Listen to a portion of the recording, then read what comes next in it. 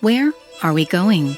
Welcome to this exclusive podcast produced by Spirit Watch Ministries that will show where life in our darkening times is now turning and how you can avoid the detours of deception through the hope of biblical truth.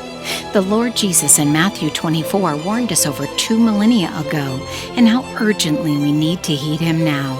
Our host is Pastor Rafael Martinez, a seasoned Northwest Indiana-based minister, intercessor, and counter-cult apologist who will help you discern the journey of change we're all on as the last day of the last days now winds down.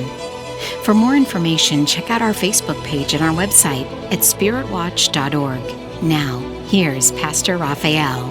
Hello, thanks for stopping by and for downloading our program podcast entitled Where Are We Going? I'm Rafael Martinez, a minister in the Church of God Cleveland movement, and I'm so glad you took the time to listen in today. Thanks for stopping by, as we've said. This podcast is one of the services of Spirit Watch Ministries. That's an outreach of discernment in our deceptive world that's been ongoing since 1993. And you can learn more about us at our website, spiritwatch.org, and keep up to date using our Facebook and YouTube links there on the page as well. So while you're at it, just invite all of your friends, your enemies, maybe your pastors, or your dentists, and everyone all points in between to also listen in. We're always seeking the audience, and we'd appreciate your help spreading the word. Thanks again so very much for doing that. Our podcast is devoted to providing biblical perspectives on the ongoing plunge of the world into the darkness of spiritual deception, as foretold by Bible prophecy and the history of fallen humanity that we see all around us. We're going to be exploring just how surreal the depths of cultism can be in the next couple of weeks, as we begin to take a long and hard look at the megachurch cult called the Xenos Christian Fellowship in Columbus, Ohio. Xenos' public image is a carefully curated and scrupulously sanitized posture of radical, yet cutting-edge Christian orthodoxy.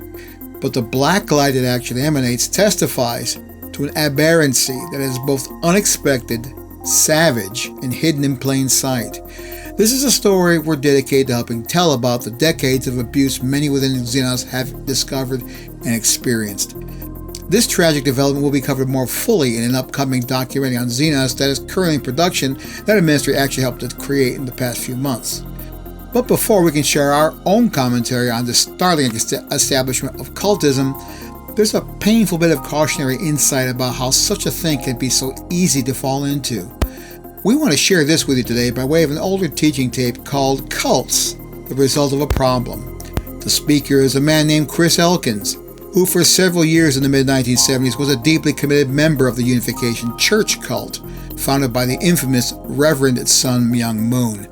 He was a lifelong churchgoer, but whose spiritual roots were surgically cut away in days, as he was recruited by Unification figures who he came into contact with while in college.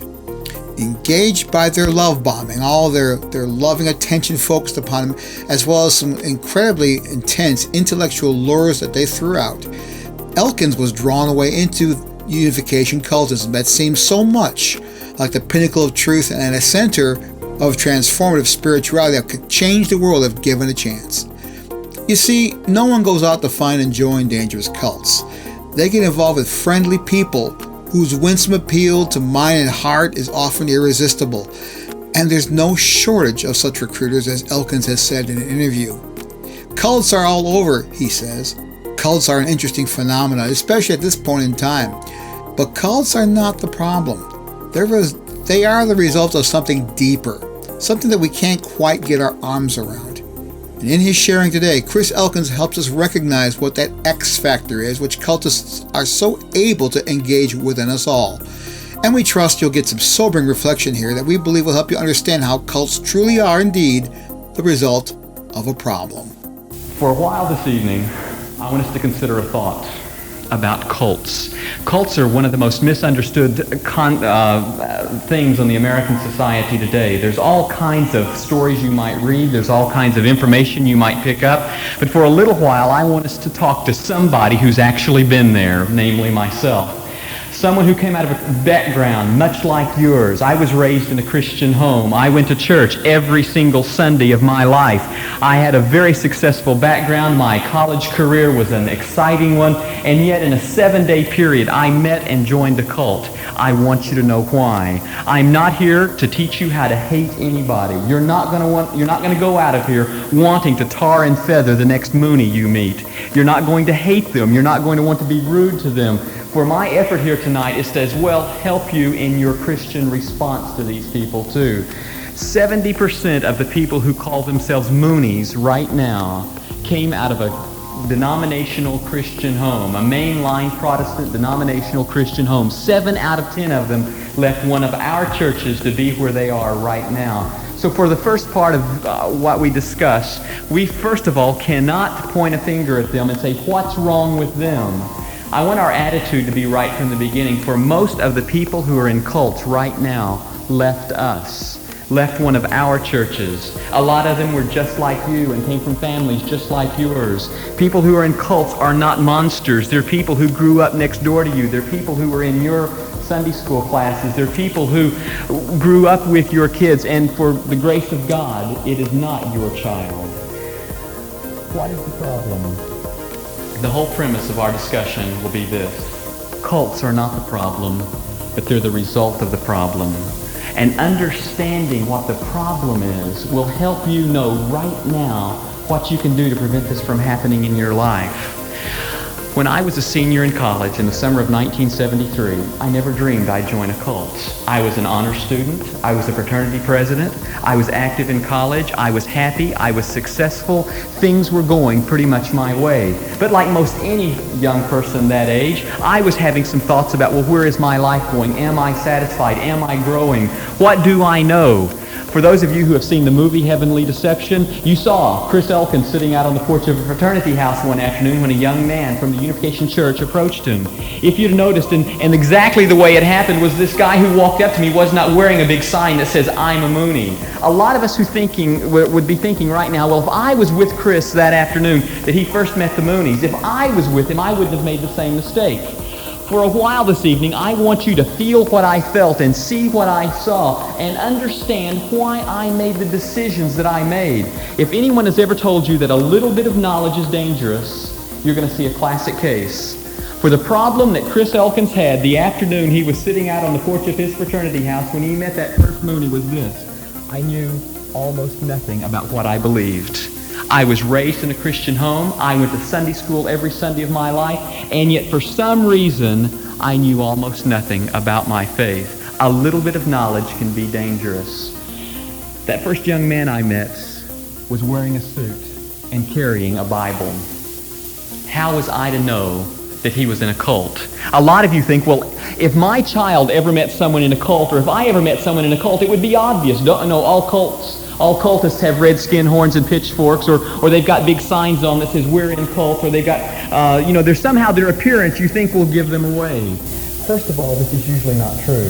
They're very deceptive. They're oftentimes impossible to pick. Cults, if I had to give you a definition here, and just a very, very short one, and a very simple one, really, cults are defined this way. Counterfeit religion. If you've ever seen counterfeit money, you've probably been impressed by it. For the best counterfeit money, it's very, very hard to tell the difference between it and the real thing. I was a bank teller for a while I was in college and trained to spot counterfeit money. And the very purpose of what I'm doing here this evening is very much what I learned while I was a bank teller. How do you spot counterfeits? As a bank teller, I was told that if you want to be able to spot a counterfeit $20 bill, that you've got to know what the picture is on the real $20 bill. If you want to spot a counterfeit $20 bill, you've got to know what the wording is on the $20 bill. You've got to know the details about the $20 bill. I was trained as a bank teller that if you want to spot the counterfeit, you have to first know the real thing. In fact, the only way to spot the counterfeit is by knowing the real thing. I never studied counterfeits as a bank teller. And a lot of people will tell me, you can't really tell by just studying the real thing. Yes, as I used to count money very, very rapidly, every now and then I would stop and say, wait, there's something wrong with this bill. And sure enough, it would be a counterfeit bill. Something didn't feel right. I never studied counterfeits, but I was able to spot them because I knew so much about the real thing. This is my message to you tonight to begin with. You've got to come away from this place knowing so much about the real thing that you'll never be fooled by a counterfeit. But you'd be surprised the number of us who are here playing a game. I did it for many, many years of my life. I never took my faith seriously. I never thought it would ever make that much difference in my life. I thought as long as I held the right morals and I was a pretty good guy, that was all that mattered. My life was almost destroyed by some of those thoughts, for I did not ever grow. When I was 10 years old, I made a decision to ask Jesus Christ into my heart, and I had a real experience when I made that decision. I knew what a 10-year-old needed to know about Jesus Christ. I knew what a 10-year-old needed to know about the Bible. I knew what a 10-year-old needed to know about salvation. And that's exactly what's expected out of 10-year-olds. Do you know what the problem was in my life when I was sitting out on the porch of that fraternity house that afternoon? I was 21 years old, a college senior, an honor student, a fraternity president. Things on that side of my life were going terrific. The problem was I was still only 10 years old spiritually. I had never grown up. Spiritual growth is a very interesting process, and it's very, very much like your physical growth. Every person in this room has gone through the same processes of physical growth. The very first process of your physical growth was the day you were physically born.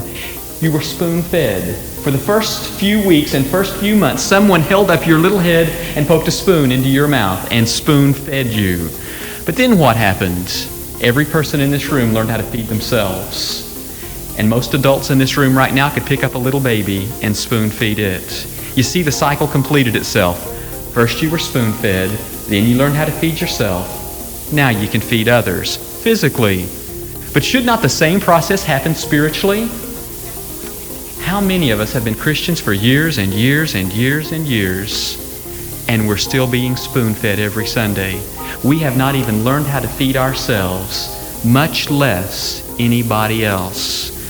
There's got to be a reason why 70% of the people who are Moonies right now were members of mainline Christian churches at the time they joined.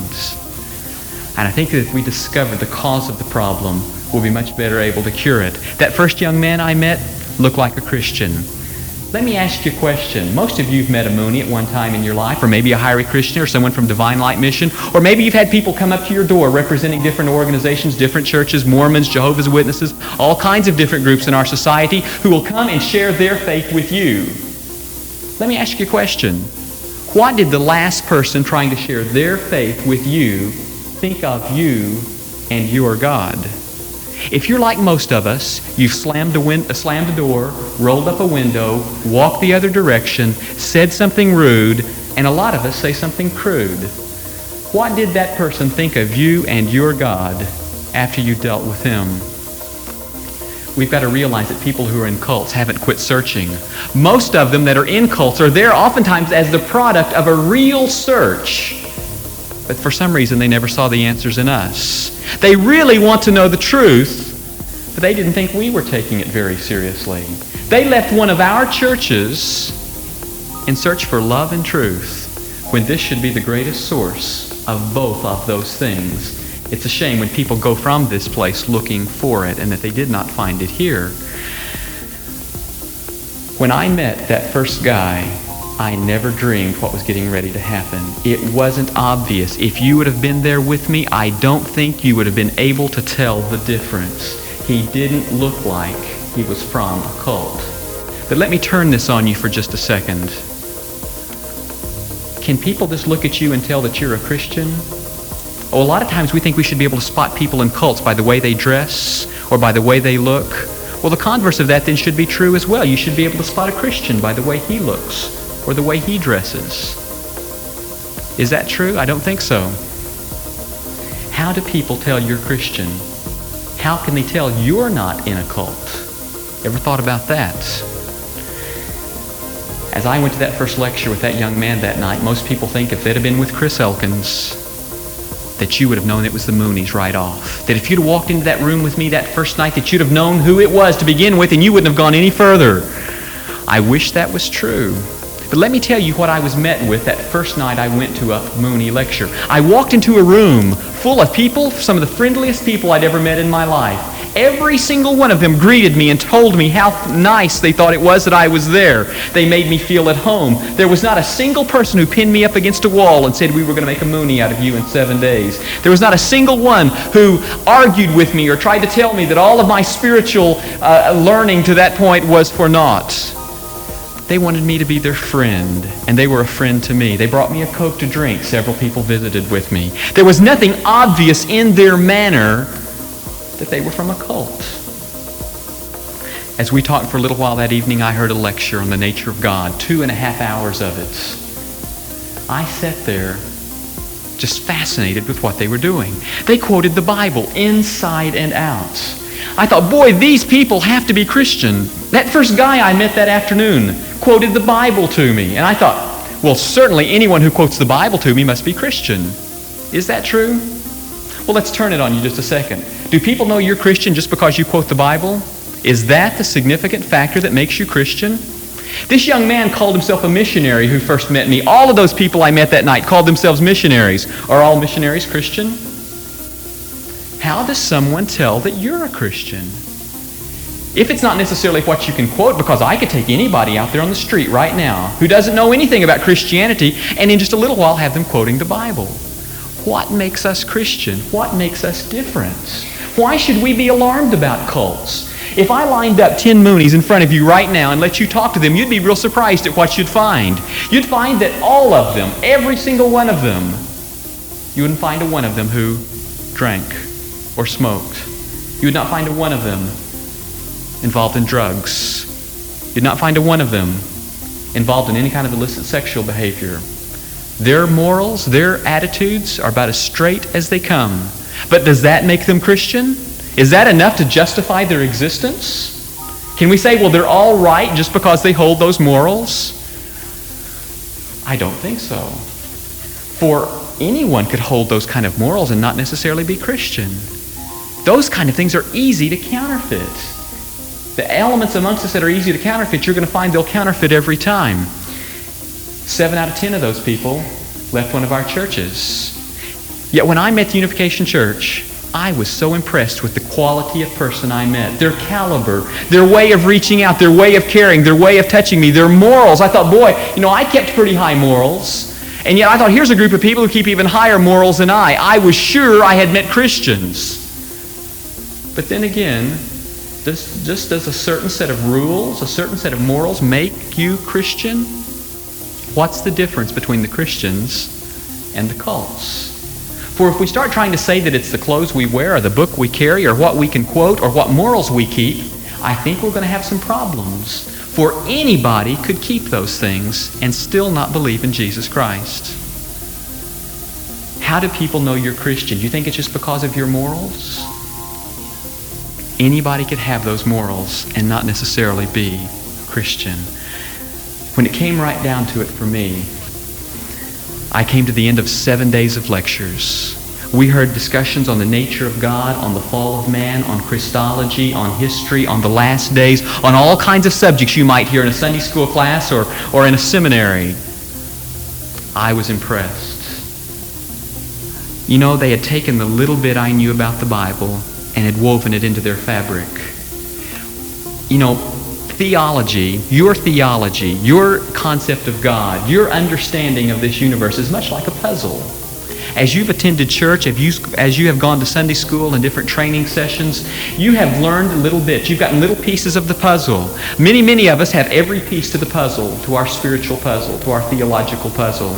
Yet the problem with a lot of us, the problem with me, is although I went to church every Sunday, and I'm sure every piece to my puzzle was given to me at some point in that experience, the problem was I had a pile of pieces, not a picture. The Unification Church painted a picture for me in 7 days. They started with A and went all the way to Z. They showed me how all of these things should fit together, I felt like. That what I felt like is they did is they took my pieces. You ever had put together a jigsaw puzzle?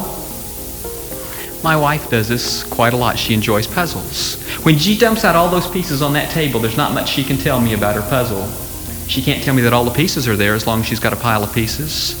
She can't pick up one piece and tell me where it belongs because she doesn't have it all put together. But the moment she's got that thing completed, she knows she's got all her pieces She can pull out one piece and say, this is where that belongs, right there. Nowhere else. That's kind of like context in the Bible. It's not enough to be able to quote Scripture, because anybody could do that, but to understand the meaning, because you can lift material out of context. Anybody can do it. Just quoting is not enough. Knowing exactly the spot that quote came from and what it's really saying is important. I'm afraid these people took my pieces and put it in a different puzzle. I didn't have it put together. I felt like that we were in agreement. You say, well, what's your beef about Unification Church then? They seem to be very loving. You know, every day as I came out of one of my regular classes at the University of Arizona during this time I was meeting these people, every day they were outside of one of my classes and were going my direction. Every day I got to my fraternity house and there'd be a plate of cookies there, or a cake there, or a gift there with a little message attached saying, we love you, we're concerned about you, we care for you, we're praying for you. I mean, who loved me? Oh, I was going to a mainline church at the time. There was oftentimes, though, many times I would miss 2 or 3 Sundays in a row. College students do that occasionally. I missed some. How many times do you think I was ever contacted by my Sunday school class and told I was missed when I was not there? How many times do you think my Sunday school teacher ever called me and said, or dropped me a note even, and said, we've missed you. Is there something wrong? Can we help? What does any 10-year-old spiritual individual know about God?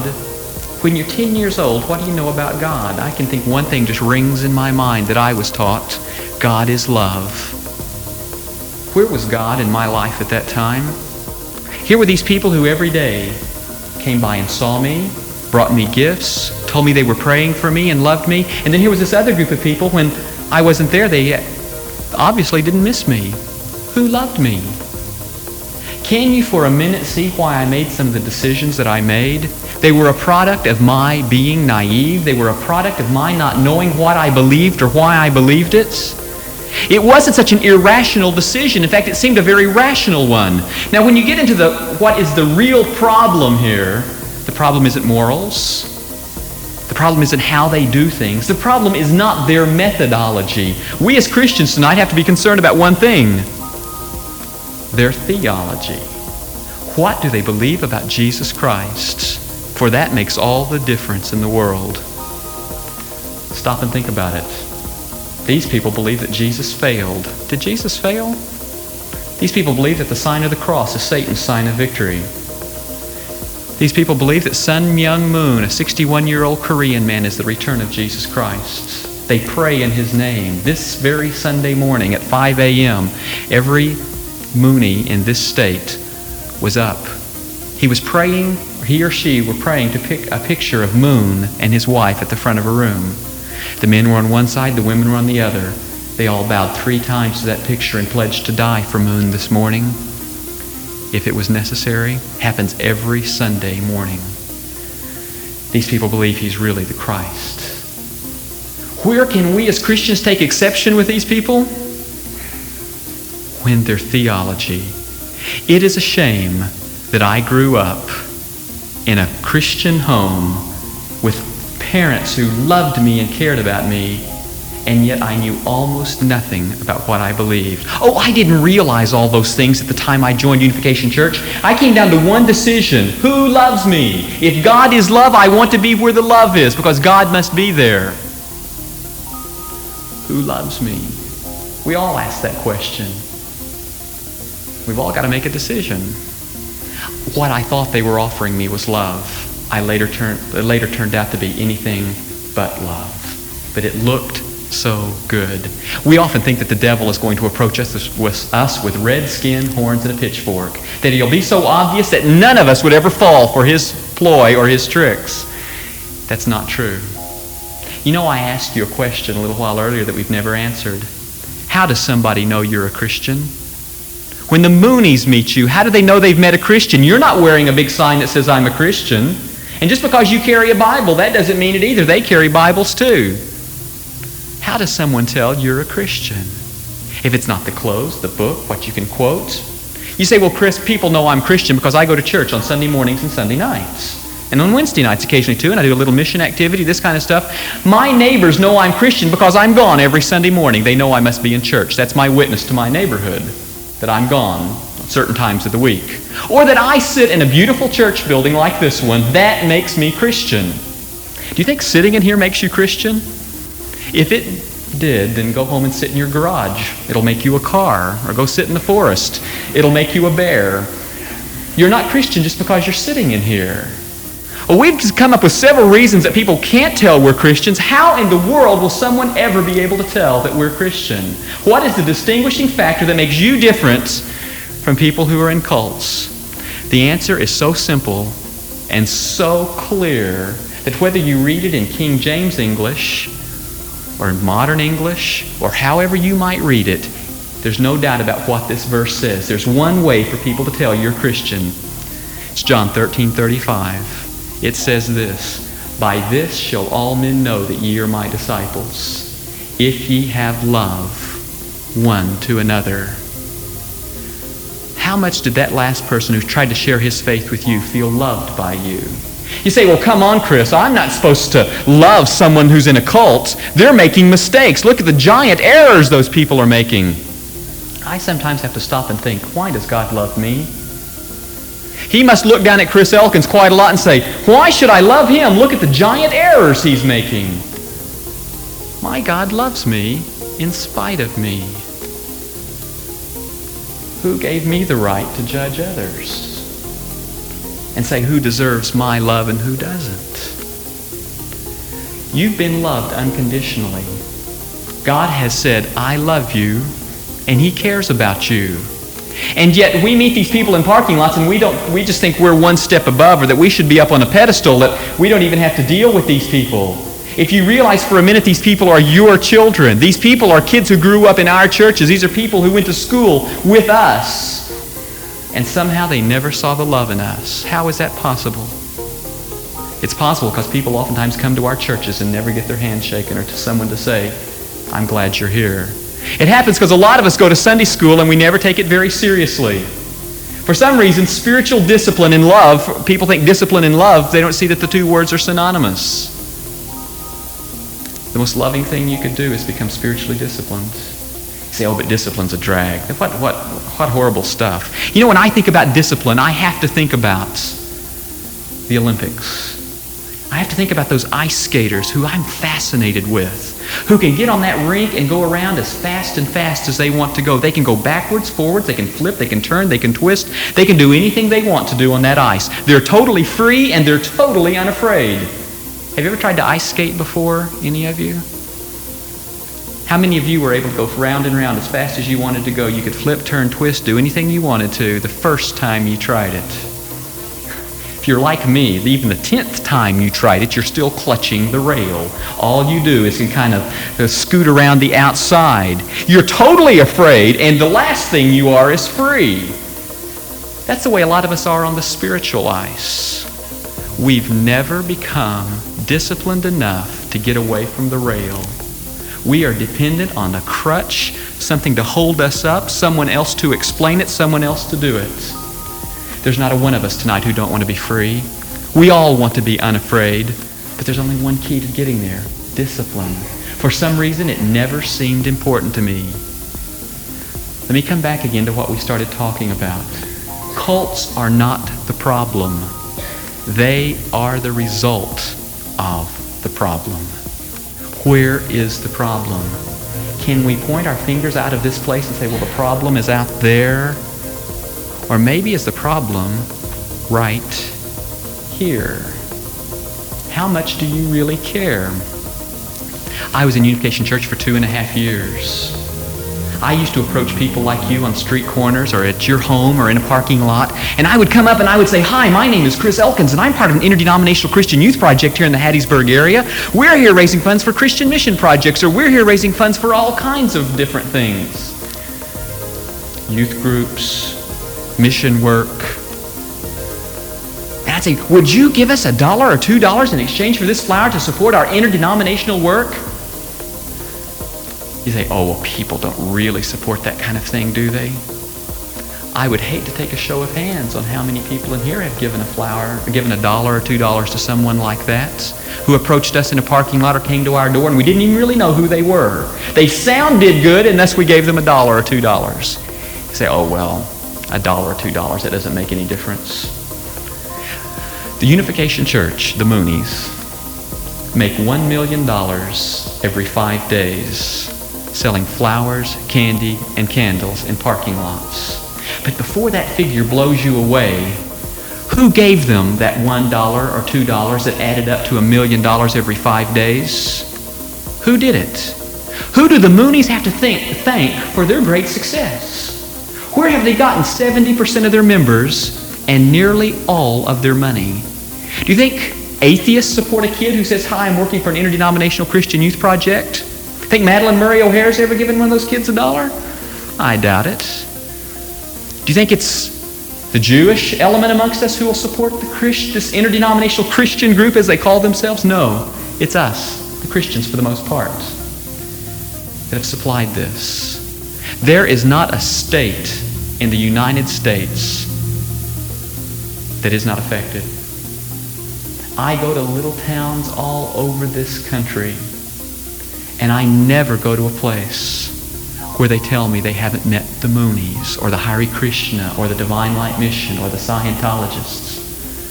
But a lot of times people tell me I'm the first one they've ever met from my faith. Stop and think about some of these things for a minute. Where is the problem? A lot of people will advocate, oh, well, let's get rid of the Moonies. Let's get our legislators to come up with a law that would be so written that we can get rid of the Moonies. Wouldn't that be a good idea? We could just legislate them right out of existence. What's going to happen the day we let our government get rid of one religious group of people? That is the first day of the day they'll get rid of all of us someday. We've given them an open door. The problem belongs to the church. The church better solve this problem for our own good, for if we force other people to solve it, it will be to our own detriment. I'll guarantee you. 2.5 years of being in Unification Church. I met people in parking lots on street corners. I asked questions. I was searching inside. I can remember times I was kicked by people in parking lots when they found out I was a Moonie. I've been slapped by people. Boy, that was a real witness, wasn't it? Boy, it really made me want to go to church with them that next Sunday. It really made me want to find out the truth that they had. Of course, I'm being sarcastic, for it made me turn around and walk away from them, and thank God I was not like that. Christians are known by their love. We get concerned occasionally because we can't out-debate everybody we meet. We can't out this or out that, then we certainly can't out-hate anybody. You know the most effective tool a Christian has? The only tool a Christian has that nobody can outdo you on? Love. For if you have Jesus Christ in your heart, there is nobody who can outlove you. It is the greatest tool you have. And yet so few of us know how to use it. You'd be surprised what love will conquer. Did the Moonies really love me? Let me tell you the kind of love they had for me. Oh yeah, they were excited about me being there. They were great friends with me as long as I did everything they wanted me to do. When they said jump, I was supposed to say how high. As long as I did everything they wanted me to do, they loved me. But that's not love. Or that's cheap love. The world can love like that. God's love is unconditional. There is a difference between God's love and that kind of love. For they did not offer me God's love. They offered me a kind of love that anybody, even the devil, can offer. As long as I did what I was supposed to, then they loved me. That's not love. Now, was I brainwashed? A lot of people want to say, oh yeah, that's what happened. They brainwashed you. We've got to explain somehow. Now stop and think about it for a second. Why in the world have you read in magazines and in newspapers and in other places that Moonies and other people in cults are brainwashed? Have you ever thought about why people have ever thought it was brainwashing? Was I brainwashed? What would be the easiest way out for me right now? What could I say that would let me off the hook and say, it's not my fault, I'm going to blame somebody else? Call it brainwashing. For if I was brainwashed, I was not responsible for what I did. If I was brainwashed, then it's not my fault. It was no deficiency in me. Let me blame it on somebody else. It's a cop-out. Brainwashing is also a cop-out for one other group of people who need an explanation of why their people are joining cults. Somehow the church has got to explain why our people are joining cults. Brainwashing is the best way. People will say, Chris, come on. The last one I met was glassy-eyed and spaced out. Boy, he had to be brainwashed. Does glassy-eyed, spaced out mean brainwashed? Go over to any college campus during finals week if you want to see glassy-eyed, spaced out people. I would dare say that none of those people are brainwashed, but nearly every one of them on a college campus during finals week is glassy-eyed and spaced out. Why? Because he's tired. If you've ever been through finals week, you know that you do all the semester's work in 1 week. You type papers, you read books, you do everything you're supposed to do over those first 3 or 4 months. You do it all in 1 week. You sit up 18 hours a day for 7 days, and by the end of that period, you are so glassy-eyed and spaced out that you look like a space cadet. But you're not brainwashed. You're just tired. Most people in cults get 4 hours of sleep a night. When I was a Moonie, I never got more than that in one night. If you saw me and I looked glassy-eyed and spaced out, it's a lot because I was tired.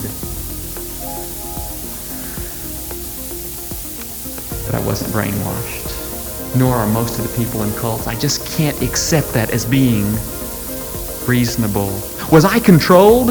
Absolutely. But there is a difference.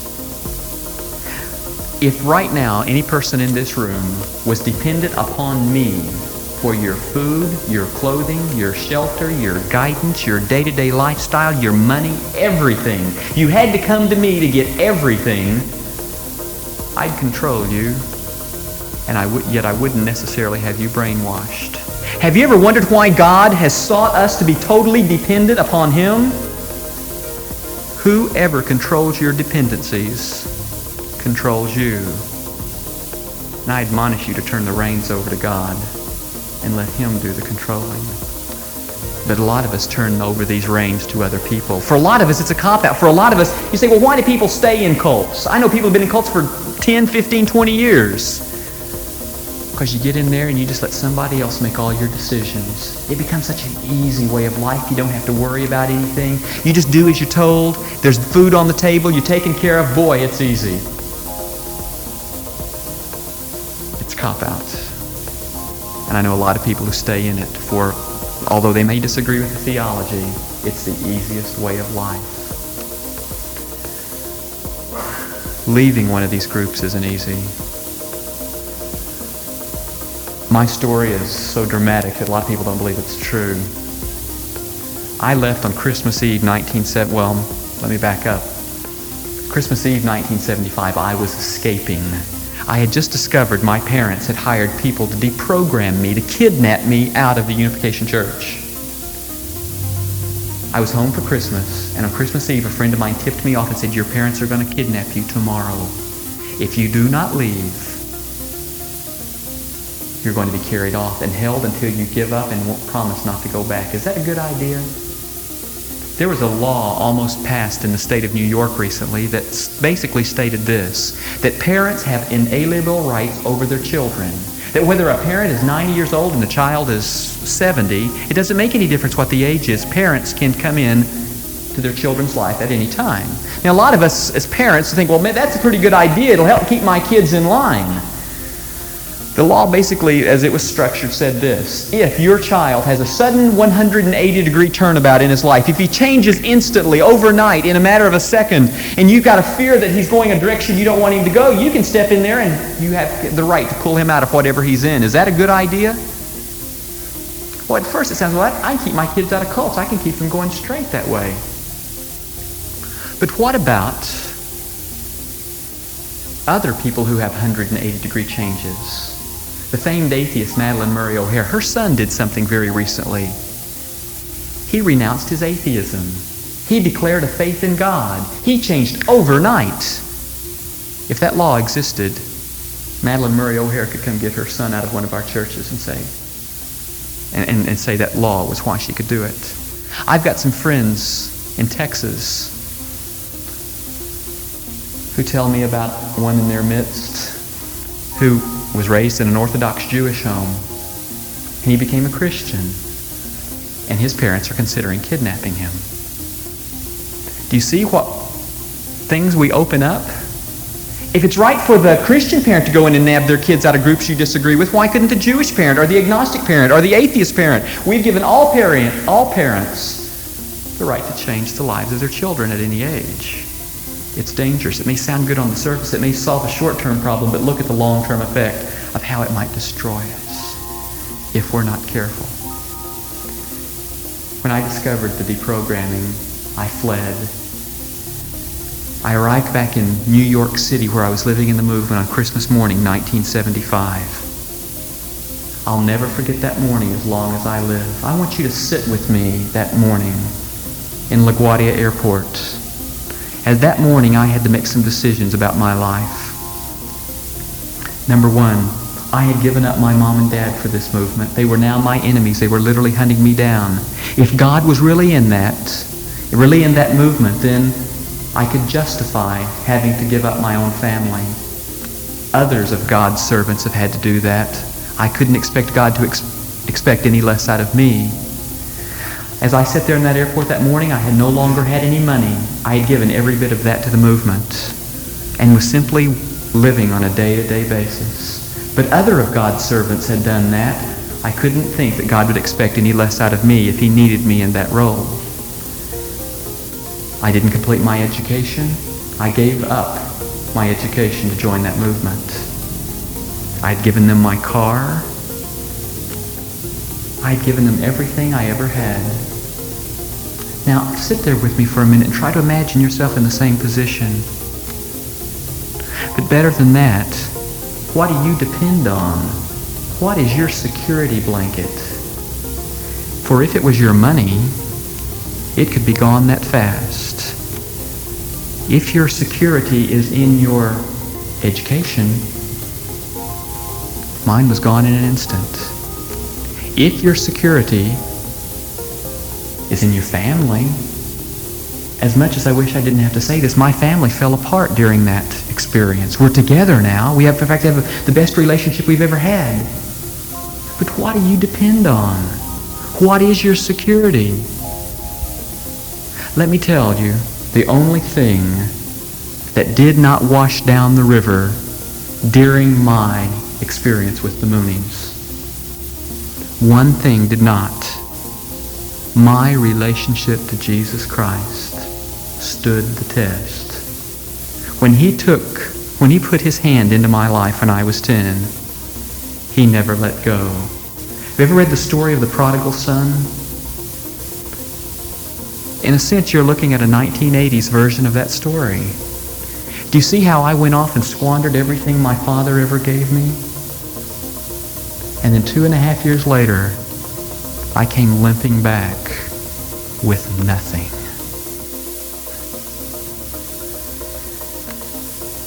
It was hard to face up to that I had failed so miserably. But there was an inside feeling that as I made an admission of that mistake, as I came back to my Heavenly Father, that He didn't reject me. He didn't push me aside. He didn't say, "Sorry, Chris, you went too far." He loved me, and He didn't let go. I had a young man stand up one time when I was speaking in Hawaii. He stood up and he pointed a finger at me right in the middle of the service. He said, "Chris, you never were saved. You never did have a real experience with Christ. You couldn't have. You denied Christ when you joined that movement." And he got up and stormed out and wouldn't even listen to me. And maybe some of you think the same thing. Well, Chris, you couldn't have had a real experience with Christ and have this happen later in your life. Can you think of anybody else, besides me, I'm the obvious one, who's ever denied Christ after coming to know Him? By thought, word, or deed, anybody else who's ever done it? Do you need some time to think? While you're thinking, let me remind you of Peter, who denied Christ 3 times in a 30-minute period. My point here is that, number one, Peter did have a real experience with Christ. And there's not a soul listening to the sound of my voice who has not denied Christ by thought, word, or deed. We have all done it. We are all sinners. Our salvation is not through our merit, but through the grace of Jesus Christ. Yes, I made a mistake, but look what God has done with it. He's taken tragedy and made victory out of it. He's taken something that almost destroyed me, and He's now allowing me to speak to millions of people, trying to help you understand the importance of knowing the real thing so well you'll never be fooled by a counterfeit. Of knowing the importance of spiritual discipline so you won't have to grasp the rail forever. My experience has absolutely no value and is useless until I gave it to Jesus Christ and said, if you want to use it, then you can have it. There are so many people today who tell me, well, Chris, we live in a big world. There's nothing I can do. I'm just an individual. I can't change my world. I'm not a called minister, I'll get told, or don't ask me to get involved. I've only got a little bit of time. I've only got a little bit of money. I can't do anything. I want you to think about a story you've heard all your life, but from a new angle this time. You see, all I had to give my God was a mistake. That was all that was left in my life, practically, by the time that experience was over with. A mistake. Now stop and think. Look what God has done with a mistake. You're familiar with the story about a little boy who had some barley loaves and fish, I'm sure. He was standing in front of a crowd of people that was awfully hungry. Now, if you or I would have been there that day, I wonder what we would have done. If we'd have had those barley loaves and fish, if they'd have been ours to begin with, what would we have done? Most of us said, I can't feed these people. I don't have enough food. And we would have simply gone away and eaten it ourselves, probably gotten behind a tree or something. Think of the impact that little boy had with his little bit of food. All those people were fed. That little boy didn't do it. Jesus Christ did. But because somebody gave their little bit. Don't tell me that you can't do anything with a little bit, that the Lord can't do anything with your little bit. He did it with barley loaves and fish. He could do it with your time, your talent, your money. You say, but Chris, if I give up those things, I don't have anything left for me. How much food did they gather up after that experience? Basket loads, if I remember right. That boy went home with far more food than he started with that day, I'll bet.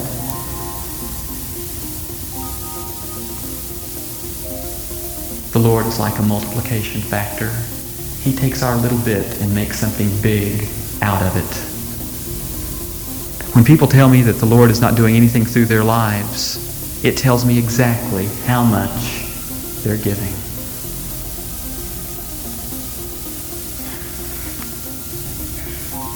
Sometimes I think people must feel gypped after they've heard me speak. You're not going to walk out of here knowing absolutely everything you wanted to know about the Moonies, but didn't know who to ask. You say, well, Chris, why have we even considered the fact? If you said from the beginning that the important thing was to know the real thing, why did we even talk about the Moonies at all? For 2 years, I studied Latin when I was in high school. As my freshman and sophomore year in high school, that was 15 years ago. Do you know how much Latin I remember today? I hope there's no Latin teachers in here. 0. I don't remember any of it. What a waste, you say, to have studied Latin. No. While I studied Latin, I never learned more English in my life than I did those 2 years I studied Latin. I learned to conjugate verbs. I learned my own sentence structure. And today I can still do most of those things. I forgot everything I knew about Latin, but I remembered my own language. Maybe tonight, because we've talked about another language, maybe you've learned your own a little better. Or maybe you now know what you need to learn. My ministry is one very simple thing. I just simply hold up a mirror and let you look at yourselves. I'm not here to romp on your toes. But if you know where you're at in your own spiritual growth, then you know where you need to be going. Ignorance is sometimes bliss.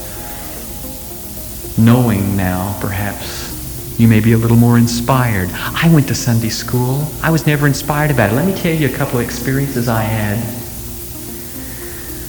I used to live across the street from the church. Really, you could stand in the front door of the church I attended and see my home. I grew up in the church. My mother's taught the same Sunday school class for 25 years. I learned to play the piano out of a church hymnal. That's all I can still play today. It's church hymns. I learned to play football on the church lawn. I was best friends with the pastor's kids. But I joined a cult. I went to Sunday school. You say, Chris, why didn't you know more about your faith? Weren't you in Sunday school? Yes, I was. But I used to have a Sunday school teacher who came in, and for 4 years I had the same man. I grew up in a real small church. From the age of 12 to the age of 16, I had the same guy come in every Sunday. And he opened up his teacher's manual, whatever page said September the 14th across the top of it, or whatever date it might have been.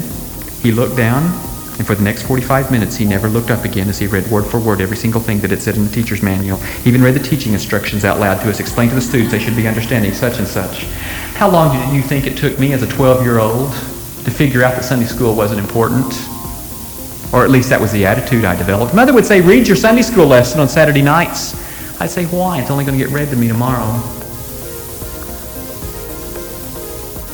Parents, first of all, don't blame the church that your children haven't learned what they need to know about their spiritual lives. The basis for any person's spiritual education comes first from the home. You build the foundation. Upon that foundation does the church then build a structure. If the structure crumbles, it's not always the fault of the structure. You got to look at the foundation too. Young people, don't say, oh, well, it was my parents' fault that we never prayed at home, or we never did this or that or the other, or my church didn't teach me. You know better. You know you are now at the time you could be feeding yourselves and not dependent on someone to spoon feed the Bible to you all the time. If we just took each other's hands and tried, I think it'd make a lot of difference. If we walked out of our worship services on Sunday mornings and Sunday evenings with a little different attitude, things might change. Too many of us walk out and say, what did I get out of that this Sunday? Was it really worth the hour I sat in that sanctuary? You know, an attitude like that tells me something. Number one, if you can say, what did I get out of that, then it tells me you went to watch. When I go to a football game, I'm getting something out of it. When I go to a movie, a play, I go to watch. How many spectators should there be in a worship service? I think there should only be one. God. He's watching you. What does someone say after they've been watched? Like an actor, when he walks off the stage, what does he say? Does he ever walk off the stage and say, what did I get out of that? No, of course not. He always asks, how did I do? How did you do? What does God think?